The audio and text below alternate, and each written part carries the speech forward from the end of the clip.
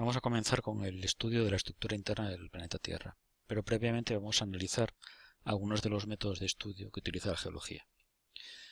Este sería el índice de la elección. Vamos a ver primeramente los métodos directos, luego el método sísmico como método indirecto principal, la tomografía sísmica, que es una variación del método sísmico más moderna,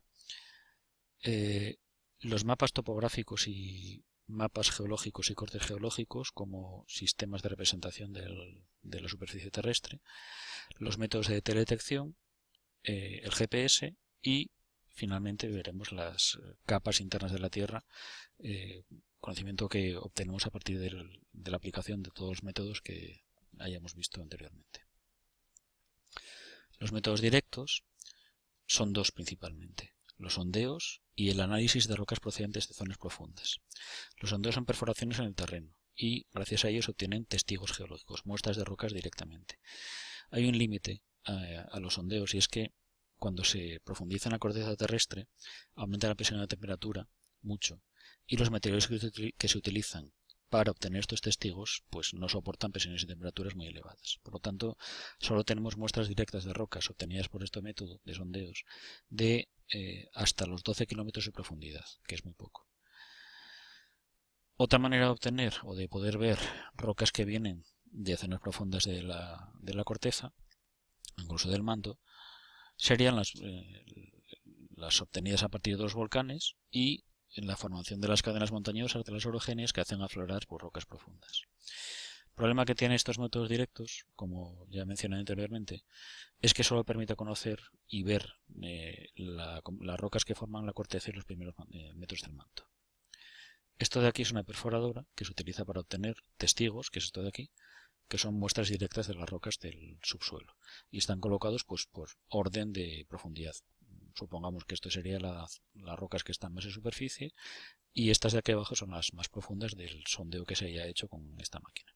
Y vemos que las rocas que se ven pues tienen distintos aspectos porque son rocas diferentes. Podrían ser calizas, arcillas, areniscas, etcétera, las que hay. El principal problema relacionado con la obtención de estos testigos es el gradiente geotérmico, que ya sabéis que es la variación de la temperatura con la profundidad y que es lo responsable de que no se pueda profundizar más porque estropea los materiales. Y esta imagen pues nos muestra por qué aparecen rocas profundas en la superficie, o bien por el vulcanismo, como sería esto de aquí, o bien por la orogenia, la formación de cordilleras, como sería esta imagen de aquí. El principal método para conocer la estructura y la composición de las capas internas de la Tierra es el método sísmico, que es un método indirecto. Se basa en el análisis de las ondas sísmicas que se producen cuando hay un terremoto. Cuando hay un terremoto hay un foco, que es el punto en el cual se produce este movimiento sísmico y donde se generan las ondas, que se denomina hipocentro, y hay un punto en la superficie que está justo en la perpendicular que se llama epicentro. Estas ondas sísmicas se detectan con unos aparatos que se llaman sismógrafos, que pueden ser de tipo vertical o de tipo horizontal. Y los sismógrafos dibujan un sismograma, que nos sirven para analizar cuándo y dónde se produce un terremoto. Las ondas sísmicas cuando se emiten pueden sufrir o bien reflexión, pueden reflejarse, o pueden sufrir también refracción, cambian de dirección cuando se propagan. Las ondas sísmicas son de varios tipos, pero las que más nos importan a nosotros son estas que aparecen aquí, las ondas P, llamadas primarias, y las ondas S, llamadas secundarias. Primarias y secundarias, sabéis que se llaman así por la velocidad que tienen. Las primarias son más rápidas, las secundarias son más lentas. Las primarias atravesan todo tipo de medios, las secundarias solo medios sólidos, y el movimiento que provocan, las ondas primarias, como vemos en esta animación, hacen vibrar las partículas del terreno en la misma dirección que la onda, como se ve en la animación. Mientras que las secundarias hacen vibrar las partículas del terreno en una dirección perpendicular a la de la onda. Esta flecha indica la dirección de propagación de la onda y veis cómo se propagan las partículas del terreno perpendicularmente a ellas. Cuando analizamos no la velocidad sino la dirección de transmisión de propagación de las ondas P y S en la Tierra, vemos que a partir del foco se produce un desvío de estas ondas debido a la refracción, de manera que eso nos permite localizar lo que se llaman las zonas de sombra tanto de las ondas P como de las ondas S. Las ondas S, como vimos antes, no se transmiten en medios fluidos. Entonces, el hecho de que haya una zona de sombra en las ondas S nos permite saber que en el núcleo hay una parte que está fundida, porque hace una barrera al paso de estas ondas. Y también hay zonas de sombra de las ondas P, que sería esta de aquí y esta de aquí, debido a la refracción de las ondas. Cuando atraviesan distintos materiales cambian de dirección y entonces pues no se transmiten por igual en todas partes. Esta gráfica nos muestra la velocidad de propagación de las ondas sísmicas en la profundidad. Vemos que esa velocidad tampoco es constante, sino que va variando, y hay una serie de puntos en el planeta en el cual las variaciones son muy bruscas. Esos puntos se conocen como discontinuidades y nos marcan los límites entre las capas de la Tierra, la corteza, el manto y el núcleo. Vemos que hay pues dos discontinuidades principales, que serían la de Mohorovicic, conocida como Mojo, y la de Gutenberg, y hay otras pues que son secundarias que marcan los límites internos de las capas, de los núcleos y del manto. La tomografía sísmica es una técnica moderna que está relacionada también con las ondas sísmicas. Lo que estudia es la variación de propagación de la velocidad en una capa y es útil porque permite conocer el estado físico, la rigidez y la temperatura de las capas de rocas que atraviesan las ondas sísmicas, porque cuanto mayor sea la temperatura, las rocas son menos rígidas y eso hace que baje la velocidad de transmisión y al revés. Y lo que muestra esta tomografía sísmica es que el gradiente geotérmico no es uniforme, sino que hay zonas del planeta en las cuales hay anomalías de este gradiente geotérmico. Hay anomalías que son positivas, eso significa que el gradiente geotérmico es mayor que la media, y eso sirve para localizar las dorsales. Y hay anomalías que son negativas, lo cual significa que el gradiente geotérmico es menor que la media del planeta, y eso sirve para localizar las zonas de subducción.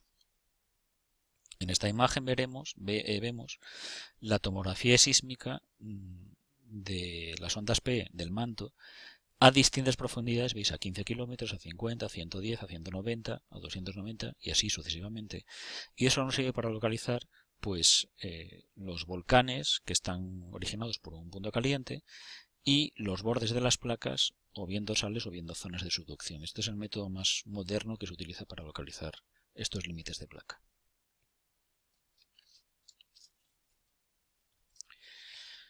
Cambiando un poco de tema y siguiendo con los métodos que utiliza la geología para el estudio de nuestro planeta, vamos a analizar brevemente lo que es un mapa topográfico. Sabéis que los mapas topográficos tienen una serie de elementos, tienen una escala, que es la relación entre las dimensiones reales y las representadas en el mapa. Esa escala puede ser numérica, por ejemplo 1/25.000, o puede ser de tipo gráfico, que luego veremos una.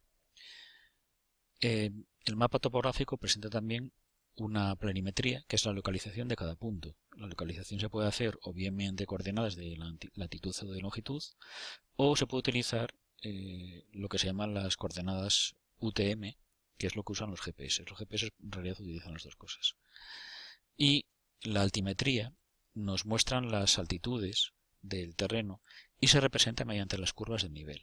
Las curvas de nivel sabéis que son líneas que unen puntos que están a la misma altitud, y esas curvas de nivel pues tienen una serie de propiedades. La más importante, una de ellas, es la equidistancia, y nos sirven para calcular también la pendiente de un terreno, la pendiente topográfica. En esta imagen vemos un mapa topográfico en el cual tenemos la escala representada de forma gráfica. Este segmento de aquí significa que la longitud que mida, los centímetros que sean, representa 700 metros de la realidad. Y en el mapa vemos que están representadas las curvas de nivel, que serían pues todas estas líneas de aquí. Hay algunas pintadas con un trazo más grueso, son lo que se llaman líneas maestras. Y vemos también pues los ríos, distintas cotas, poblaciones, etcétera. Sabéis que en un mapa se puede representar realmente lo que queramos. ¿Qué podemos hacer con un mapa? Pues elaborar un perfil topográfico. ¿Y qué es un perfil? Pues una representación del terreno que nosotros lo tenemos en el plano y queremos saber cómo sería esto en la realidad. Esto se utiliza, por ejemplo, cuando vemos una etapa de la Vuelta Ciclista o del Tour de Francia, pues siempre nos muestran la etapa del día siguiente para ver cómo es el terreno que van a recorrer los ciclistas, si tiene muchas cuestas, si tiene subidas, bajadas, etcétera. Entonces aquí tenemos un supuesto mapa topográfico con una escala gráfica de segmentos en 500 kilómetros, y yo quiero representar cómo es el perfil desde el punto A hasta el punto B, de manera que yo hago un corte que atraviesa una serie de curvas de nivel, y cuando yo traslado eso a un papel, pues me muestra el perfil de la etapa, que yo veo que si yo voy del punto A al punto B, voy a primero subir una colina o una montaña con la altitud que tenga. La altitud máxima en este caso sería entre 300 y 350 metros. Luego voy a bajar, voy a encontrarme un río a esta distancia del punto de origen, cuya altitud es pues entre 0 y 10 metros, y luego voy a tener que subir otra vez para llegar al punto B, que se localiza a unos 200 metros de altitud. ¿Cómo se hace esto en la práctica? Cogemos un mapa topográfico, marcamos los puntos que queramos utilizar como perfil, en este caso sería XX', nos ayudamos de un trozo de papel, una regla, una lámina en la cual nosotros podamos marcar los puntos de corte de las curvas de nivel con este perfil, y utilizamos esto para trasladarlo a un eje horizontal. En el eje vertical colocamos las altitudes del perfil que nosotros estamos trazando. En este caso la altitud mínima son 600 metros y la máxima son 800 metros. Pero siempre ponemos una altitud un poco menor y una altitud un poco mayor para dejar un poco de margen y que no nos quede el perfil pegado ni al eje horizontal. Trasladamos estos puntos de corte al eje horizontal, relacionamos los puntos de corte con las altitudes correspondientes y dibujamos. De manera que el perfil entre el punto X y el punto X' sería este de aquí. Muy sencillo, ya lo practicaremos en clase.